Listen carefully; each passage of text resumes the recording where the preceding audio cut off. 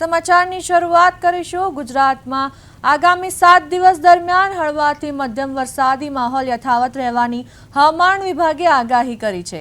આજે રાજ્યના કેટલાક જિલ્લાઓમાં ભારે વરસાદની શક્યતા વ્યક્ત કરવામાં આવી હતી, જ્યારે અનેક વિસ્તારોમાં ગાજવીજ સાથે હળવાથી મધ્યમ વરસાદ પડી શકે છે।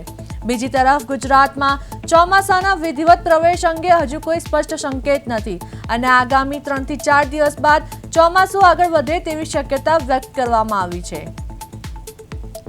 તો હવામાન વિભાગની નવી વરસાદી આગાહી આજે પૂર્વ ગુજરાતમાં ભારે વરસાદ શક્ય, અનેક જિલ્લામાં હળવાથી મધ્યમ વરસાદની આગાહી કરવામાં આવી। ચોમાસાના પ્રવેશના હજુ કોઈ અણસાર નહીં, મહારાષ્ટ્રમાં સ્થિર છે ચોમાસું હાલ।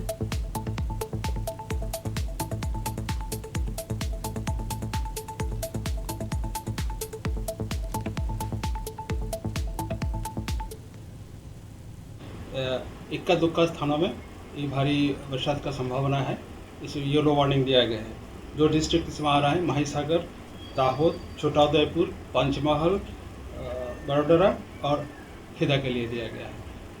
और जो बाकी ज़िला है इसमें हल्का से मध्यम बरसात का संभावना रहेगा और थंडरस्टॉर्म का भी वार्निंग दिया गया है। गुजरात रीजन और सौराष्ट्र का दोनों रीजन में थंडरस्टॉर्म का वार्निंग दिया गया है। इसमें बिजली गिरने का भी